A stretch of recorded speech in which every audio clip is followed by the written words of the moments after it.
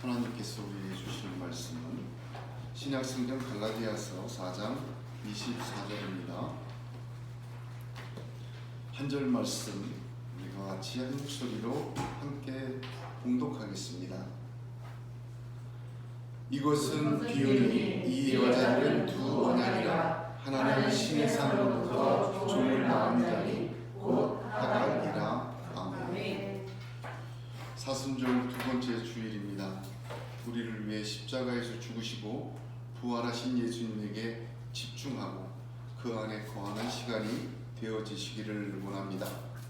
마가복음 5장에 보면 12의 혈루병 앓던 여자의 이야기가 기록이 되어 있습니다. 수많은 사람들이 예수님을 애워싸고 예수님과 함께 움직이고 있던 참이었습니다. 그런데 이 12의 혈루병 앓던 여자는 많은 의사에게 많은 괴로움을 받았고 가진 것도 다 허비하였으며 그러나 아무 효험이 없고 도리어 더 중하였던 차라. 그렇게 성경은 말합니다. 한마디로 망한 여인입니다. 소망을 가질 수 없는 여인입니다. 그러나 그 여인이 예수의 소문을 듣고 무리 가운데 끼어 뒤로 와서 그의 옷에 손을 대어 병이 나은 줄 즉시 깨달았다. 성경은 그렇게 기록합니다. 소문만 듣고 예수에게로 왔습니다. 이 여인은 이는 내가 그의 옷에만 손을 대어도 구원을 받으리라 생각함일러라. 성경은 그렇게 증거해주고 있습니다. 감히 예수 앞에 설 수조차 없었던 사람입니다. 가만히 뒤로 돌아가 손을 대었습니다.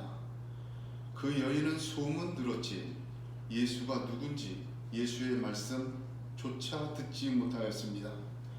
제자들처럼 주님을 한 번도 보지 못하고 훈련도 받지 못한 미숙한 사람이었고 무식한 사람이었고 한마디로 당당하지 못한 사람이었습니다. 가난하고 병들고 지치고 정말 소망 갖기 어려운 사람이었지만 딱 하나 예수의 옷에만 손을 대어도 구원받으리라는 그 생각이 있었습니다. 그 생각 때문에 그녀는 구원받았습니다. 이런 생각에 하나님은 역사하십니다. 오직 주님의 옷자락에 손을 댄다는 생각, 그 생각을 이 사순절에 저와 여러분에게 주시기를 원합니다. 실오락이라도 붙드는 심정으로 손을 들 때 하나님은 동아줄로 메워 주시는 하나님이십니다. 차돌이 샘이 되게 하시고 반석이 못이 되게 하시는 하나님이십니다. 떠오르는 조각구름도 세상을 덮는 은혜의 구름으로 채우시는 하나님이십니다. 하나님은 그런 하나님이십니다. 저와 여러분에게 이 사순절에 이 여인과 같은 생각이 가득하여져 주님에게 손을 대는 이 사순절 되어 하나님의 놀라운 자비와 은혜와 긍휼이 그 역사가 임하는 그 능력이 나타나는 사순절이 되시기를 우리 주 예수의 이름으로 축복합니다. 아멘. 오늘 읽은 원문을 직역해서 보게 되면 이 일들이 지금 비유로 해석되어지고 있다. 그 여자들은 두 언약을 나타낸다. 하나는 참으로 신의 산에서 와서 자녀들을 종된 신분이 되도록 낳는데 곧 하갈이라. 이렇게 번역이 됩니다. 하갈과 사라의 이야기는 수많은 비유로 해석이 되었습니다. 주로 사람들에 의해서 아브라함의 언약의 진짜 후손은 누구인가?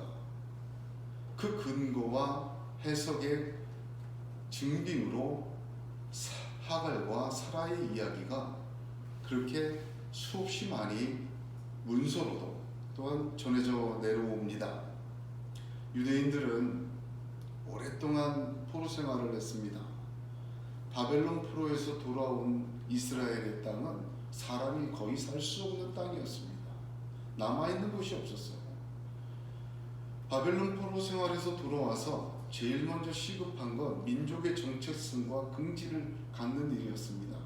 그래서 한 것이 성전을 세웠어요. 민족의 구심점을 삼아야 되겠다. 성전을 세우고 두 번째로 자기들의 정체성을 세우는데 그 정체성은 우리만이 아브라함의 유일한 후손이다. 그래서 하갈과 사라의 이야기를 미드라시라고 지난주에 말씀드렸죠. 엄청나게 연구를 했습니다. 자기들만이 아브라함의 후손이라는 이 선민 사상의 뿌리가 하갈과 사라의 이야기였습니다. 민족의 정체성이요, 민족의 자부심이요, 민족을 그 모든 백성보다 뛰어나다는 그 의식을 갖게 하는 근거가 하갈과 사라의 이야기였습니다. 그런데 예수 그리스도를 믿은 유대인들 중에 거짓 교사들이 있었습니다.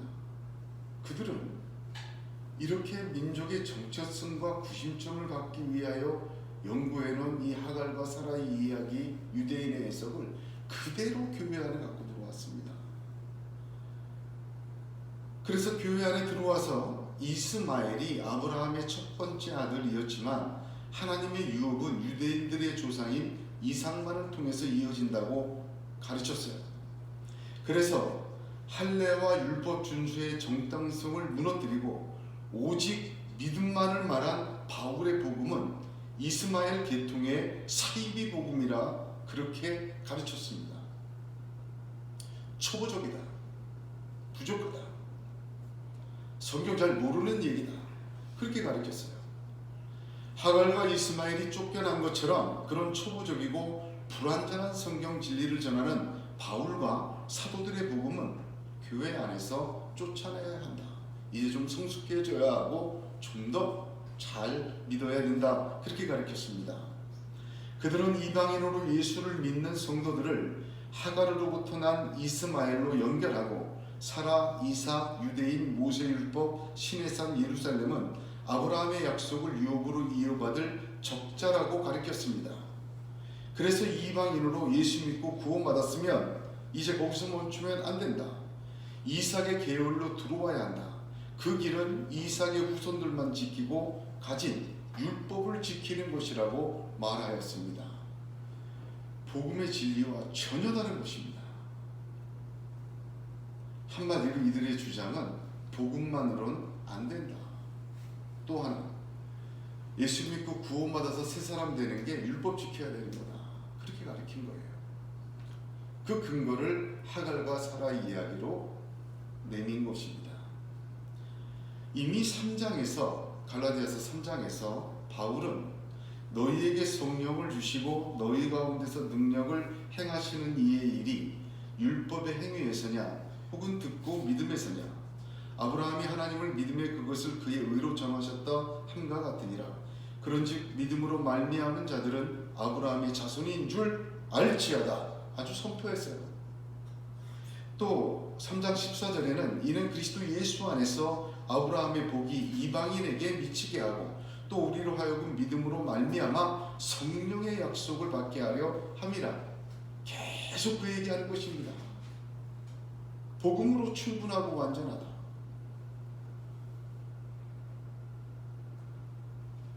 그 복음을 믿을 때 의로 여기시고 하나님이 자녀 삼으시고 하나님이 재창조하시는 것이다. 오직 예수 그리스도 안에서 아브라함의 복이 이어지는 것은 믿음이다.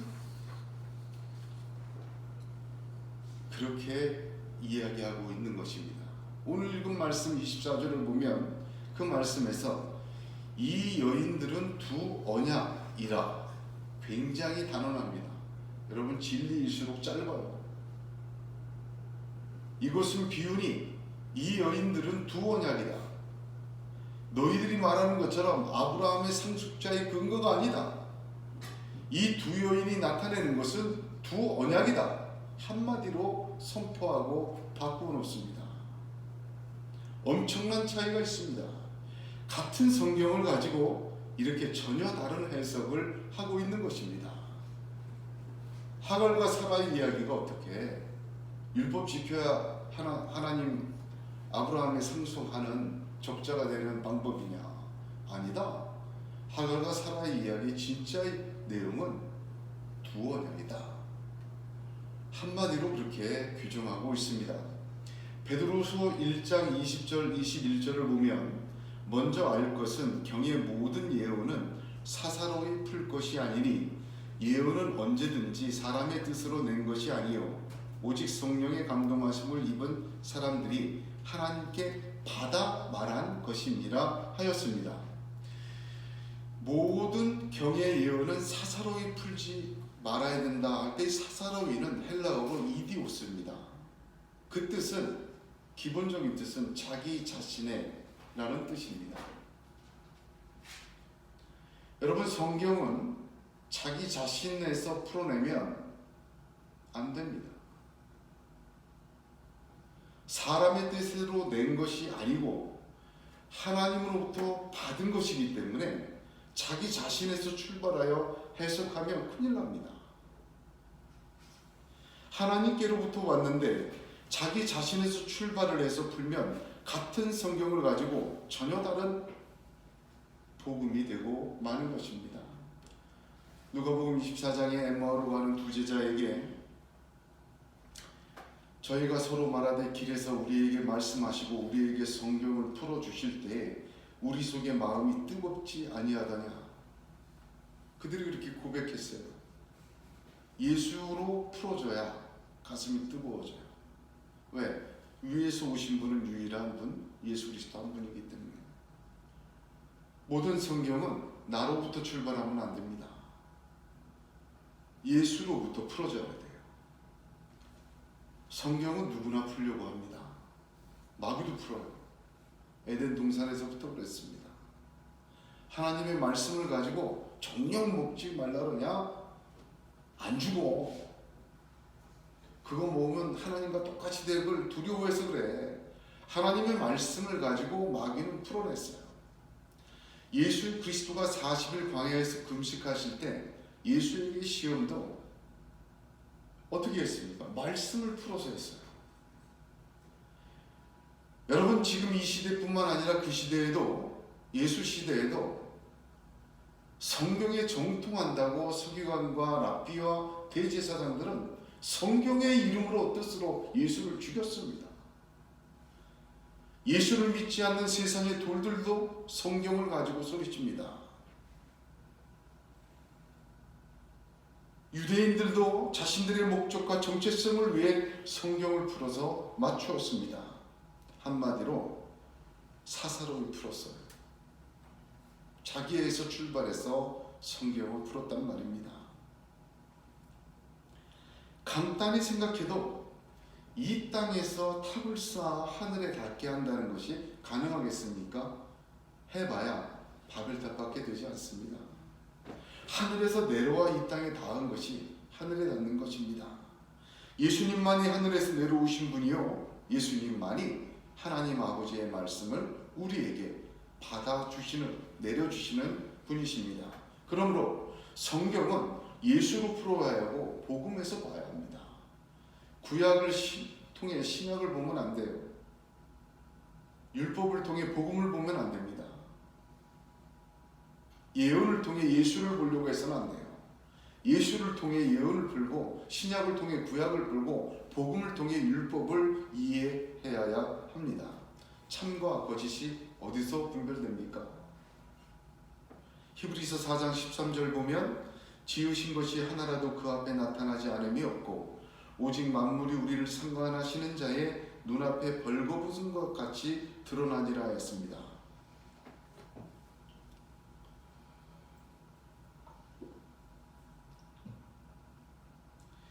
우리를 창조하시고 우리를 조성하시고 우리를 상관하시는 하나님, 우리를 지으신 하나님, 그 하나님 앞에 감출 것이 없어요. 그 앞에서 비로소 드러나는 것입니다. 진짜 참과 거짓은 어디서 드러나요?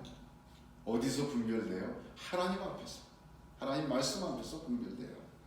아삽은 시편 73편에서 악인들이라도 항상 평안하고 재물은 더욱 불어나도다. 내가 내 마음을 깨끗하게 하면 내 손을 씻어 무지하다 한 것이 실로 헛되도다. 나는 종일 재난을 당하며 아침마다 징벌을 받았도다. 내가 어쩌면 이를 알까 하여 생각한즉 그것이 내게 심한 고통이 되었더니 하나님의 성소에 들어갈 때에 그들의 종말을 내가 깨달았나이다. 하나님 앞에 가서야 깨닫게 됩니다. 악인들은 왜 이렇게 번성하는지, 예수 믿고 참 잘 살아보려고 했는데 왜 이렇게 힘든지 이해 못해요. 하나님 앞에 가야 분별돼요. 하나님 앞에서는 다 드러납니다. 어떤 것이 진짜고 어떤 것이 가짜인지도 말입니다. 그 가짜의 논리와 뛰어난 가르침과 능력이 아무리 자신이 가짜임을 숨기어도 하나님 앞에서는 드러납니다. 우리 인생 한 사람 한 사람의 분별 역시 아주 미약해요. 능력이. 오직 성소에 들어가서야, 하나님 앞에 서야 참과 거짓이 드러나고 분별이 되는 것입니다. 니고데모에게도 주님은 말씀하셨어요. 거듭나지 않으면 하나님 나라를 볼 수 없다. 물과 성령으로 나지 않으면 하나님 나라에 들어갈 수 없다. 거듭나지 않으면 볼 수 없어요. 오직 예수 앞에서 예수의 말씀과 그의 삶, 그 복음 앞에서 세워야 거짓이 드러나고 분별이 됩니다. 기준이 예수입니다. 예수로 보고 예수로 이해하고 예수로 비추일 때 내 삶도 분별이 되고 참과 거짓이 구분이 됩니다. 하갈과 사라의 이야기는 두 언약을 나타낸다. 한마디로 선포합니다. 어디에서 본 것입니까? 예수로 본 거예요. 복음으로 본 거예요. 유대인들은, 교회를 혼란스럽게 했던 유대인들은 자기 자신 스스로에 본 거예요. 그게 다른 것입니다.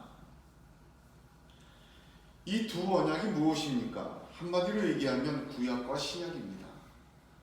성경이 구약과 신약이 나뉘어져 옛 언약과 새 언약을 말합니다.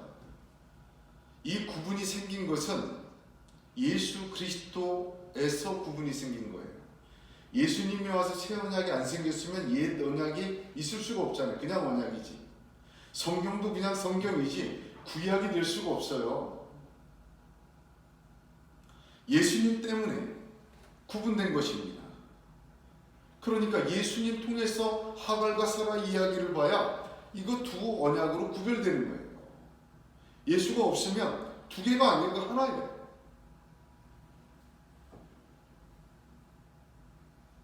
하갈과 사라 이야기는 구약과 신약의 모형이라는 얘기입니다. 너희들이 말하는 것처럼 유대인만이 아브라함의 상속자라는 의미와 근거가 아니라 하나님이 보여주실, 베푸실 두 언약을 암시해주고 있는 것이다. 원래 창세기는 성경의 모판이다. 그렇게 얘기를 합니다.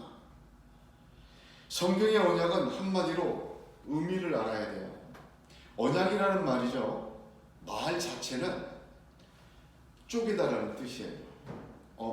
고대 시대에 언약을 체결할 때, 계약을 할 때 짐승을 쪼개놓고 그 사이를 지나가므로 그 철저하게 지키겠다는 언약 체결 의식에서 나온 단어가 쪼개다, 언약이라는 단어의 뜻입니다. 그런데 언약의 의미는 무엇이냐? 의미는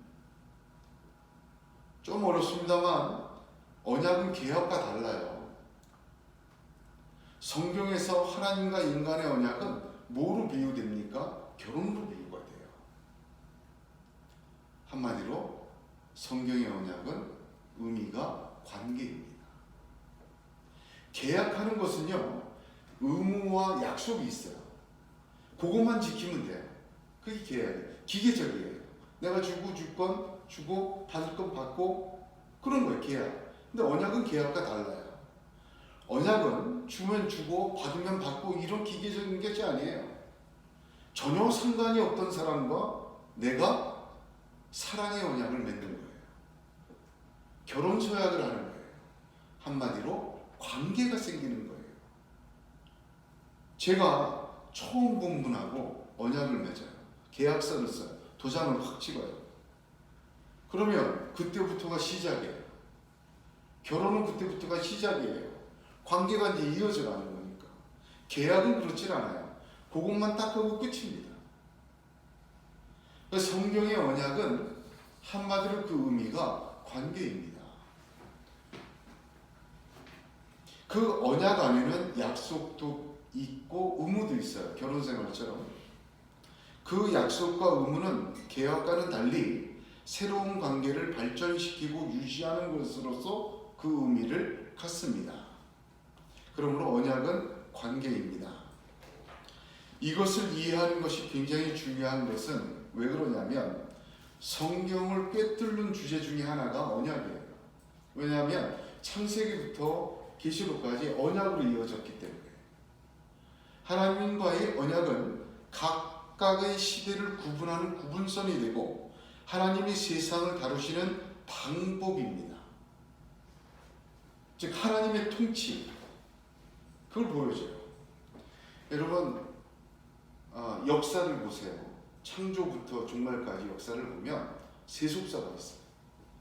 즉 우리가 사는 세상이 있어요. 우리 역사 배우지 않았습니까? 근데 성경을 보면 그 세상의 역사 속에 뭐가 하나님의 개입이 들어와요. 그걸 구속사라고 해요. 두 개가 얽혀 있습니다. 이 세속사 속에 하나님이 늘 다 통치하시지만 강하게 개입하시는 경우가 있어요. 애굽에서 이스라엘 백성은 빼내옵니다. 그죠? 애굽이 막 안 된다고 막 쫓아오니까 어떻게 다 죽여버릴 정도로 하나님 강하게 역사를 해요. 세속사 속에 하나님의 구속사가 역사할 때가 있어요. 세속사 속에 하나님의 구속사가 언제 역사합니까? 언약에 따라서 이렇게. 언약에 따라서.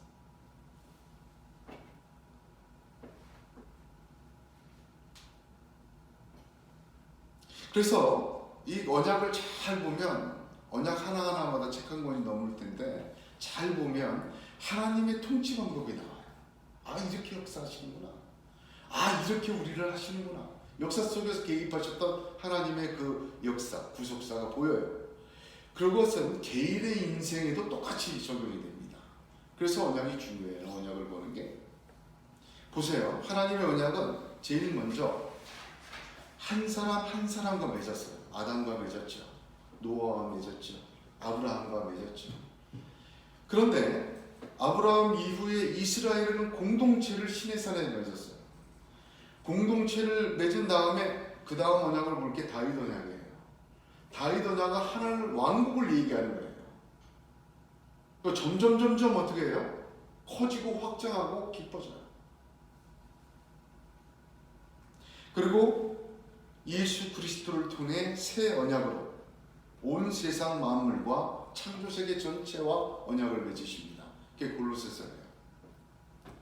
마치 씨와 같이 자란 것이에요. 공중의 새가 깃들일 만큼 주님에게서 자라 열매 맺은 것입니다. 언약을 이해하고 잘 보면 하나님의 뜻이 보여지고 그 통치를 알게 됩니다.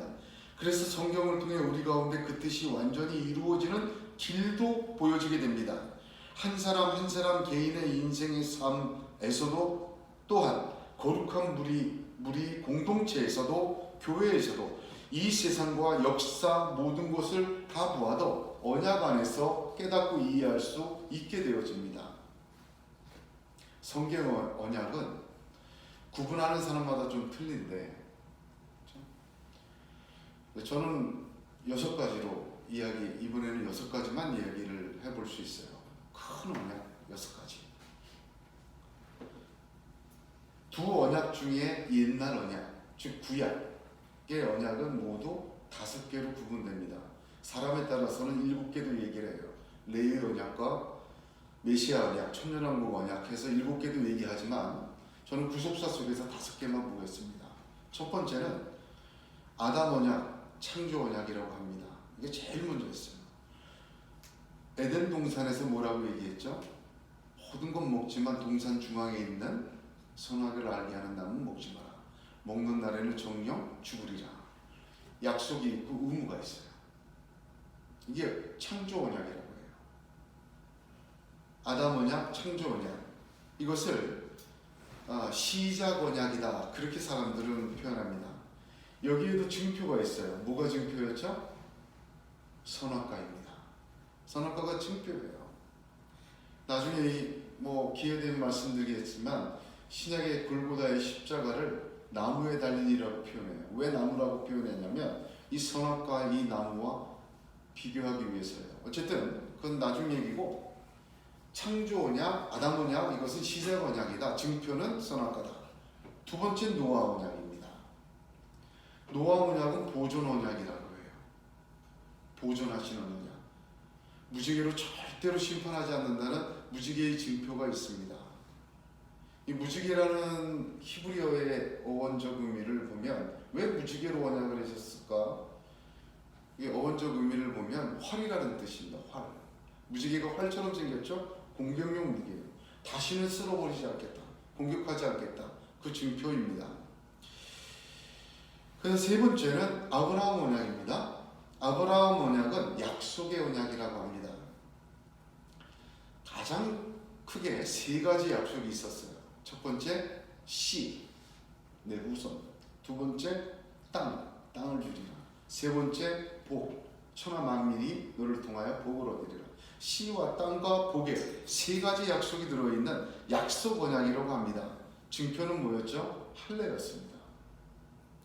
네 번째는, 자, 그 다음에 출애굽해서 시내산에서 뭐였죠? 모세 언약이라 표현해요. 시내산 언약이라고 안 해요.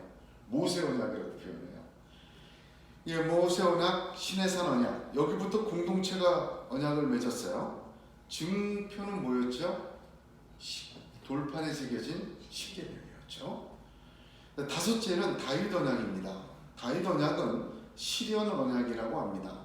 지금까지 했던 모든 언약이 다윗 언약에서 실현돼요. 역사 안에서 다윗 왕국으로 실현이 됐잖아요. 그걸 통해서 완전한 하나님의 왕국을 실현시킨다는 실현 언약이 있어요. 구체적입니다.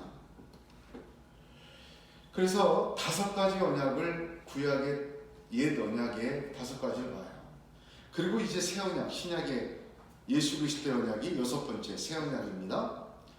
누가복음 22장 20절을 보면 저녁 먹은 후에 잠도 이와 같이 하여 가라사대 이 자는 내 피로 세우는 새 언약이니 곧 너희를 위하여 붓는 것이라 하였습니다. 이 새 언약은 옛 언약의 완성입니다. 마태복음 5장 17절에서 내가 율법이나 선지자나 폐하러 온 줄로 생각하지 말라. 폐하러 온 것이 아니요 완전케 하려 함이더라.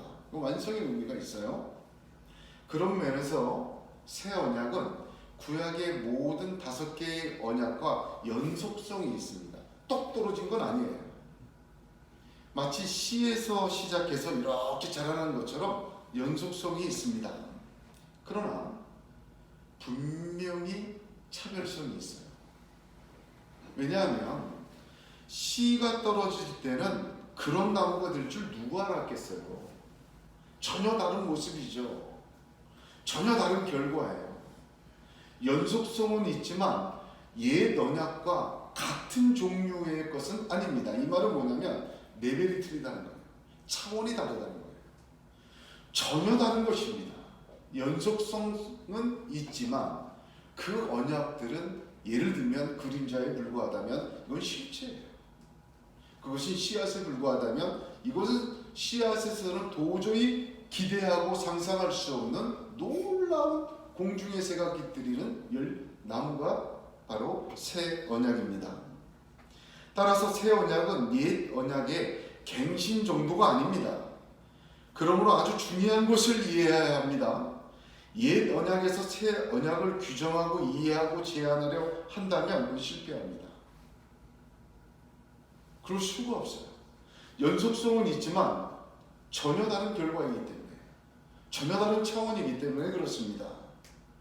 즉 구약으로 신약을 이해하고 율법으로 복음을 제한하고 통일시키려고 시도하면 이 거짓 교사들이 이 짓을 한 거예요.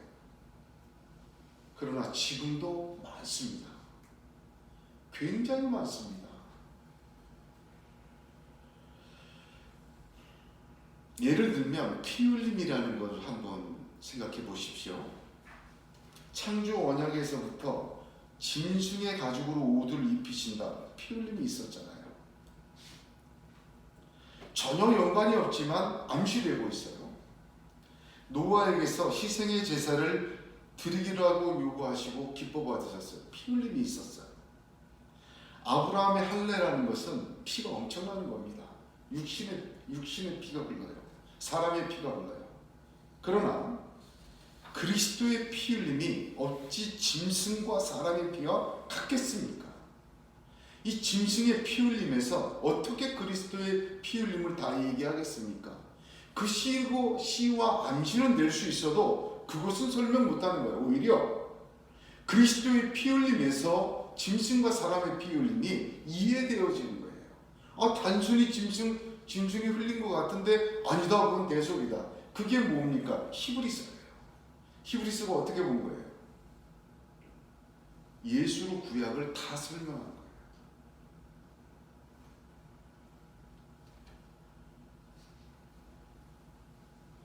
왜냐하면 예수의 피 흘림은 단순히 죄를 씻어내는 것이 아닙니다.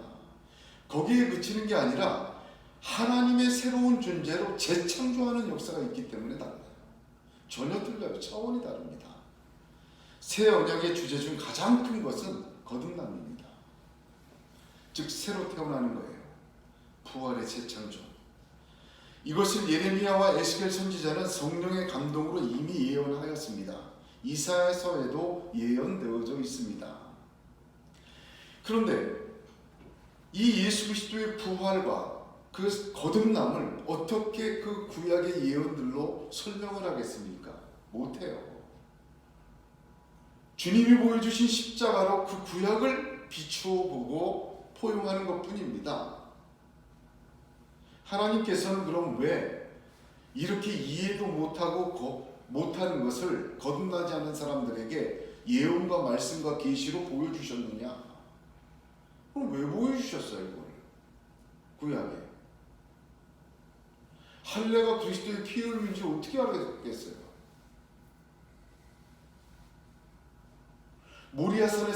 모리아산에서 이삭을 번제로 드리라 했던 그것이 그 모리아산이 골고다 언덕인 줄 누가 알았겠습니까, 그때?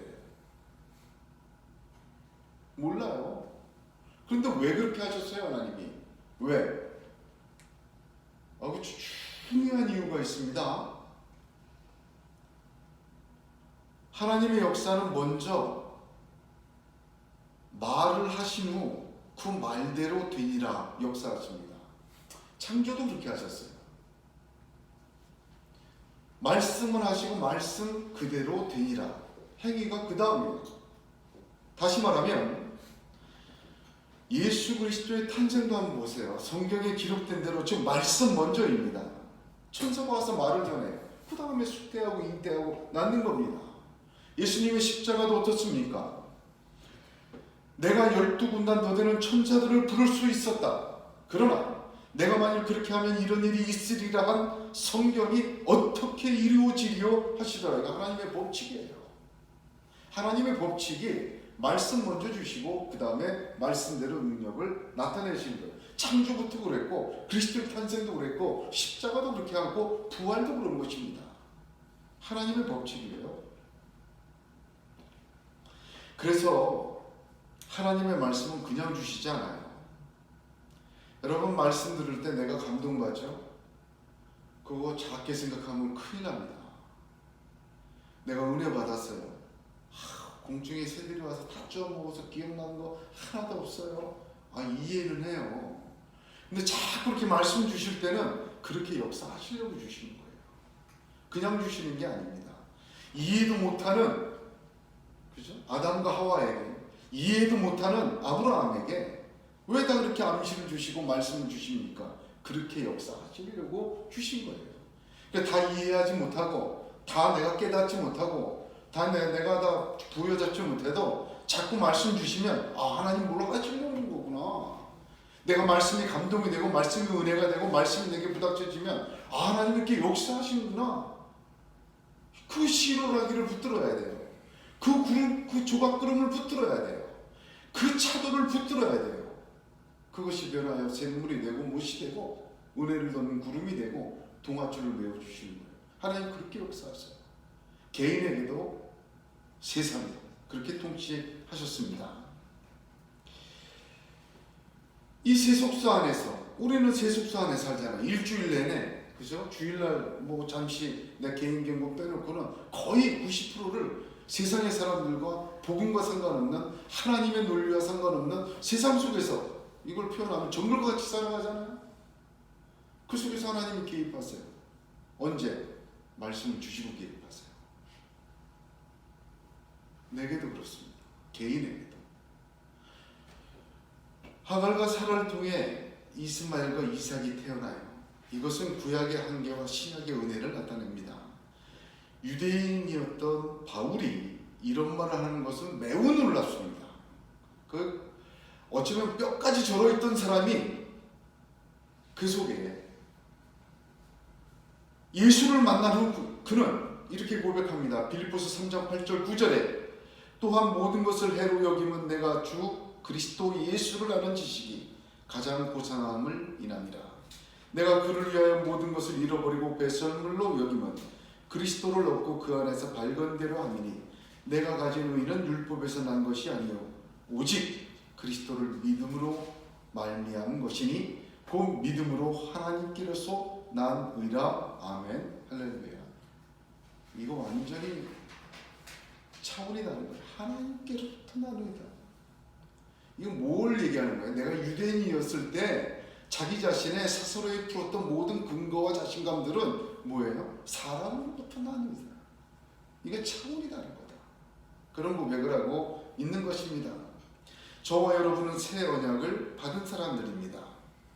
저와 여러분들에겐 그리스도 예수의 십자가와 부활과 복음이 쥐어졌습니다. 그 거룩한 것을, 그 진주를 개에게 주지 말고 돼지에게 던져서는 안 되겠습니다. 성령을 받고 말씀대로 믿고 하나님 앞에서 분별하고 오직 예수, 오직 복음을 가지고 믿음으로 사시기를 축복합니다. 아멘. 저와 여러분도 자기 자신에서 말씀을 대하면 안 됩니다. 제가 가끔 말씀드리지만 묵상이라는 거, 특히 적용이라는 거 조심해야 합니다. 저도 몇 년 전부터 설교에서 적용을 빼버리지 않았습니까? 육의 것은 육의 열매를 낳습니다. 사람의 영광을 귀하면 믿을래야 믿어지지 못합니다. 영의 것은 영의 열매가 있습니다. 모든 것을 하나님께로부터 예수를 통해 시작하고 보아야 합니다. 오직 예수만이 우리의 중심이고 전부이고 복음만이 완전하고 충분한 하나님의 역사임을 아멘하며 그 속에서 거하시기를 바랍니다. 그 옷자락에 손만 대어도 나음을 얻습니다. 능력은 오직 예수에게서만 나오기 때문입니다. 기도하겠습니다. 거룩하신 하나님 아버지,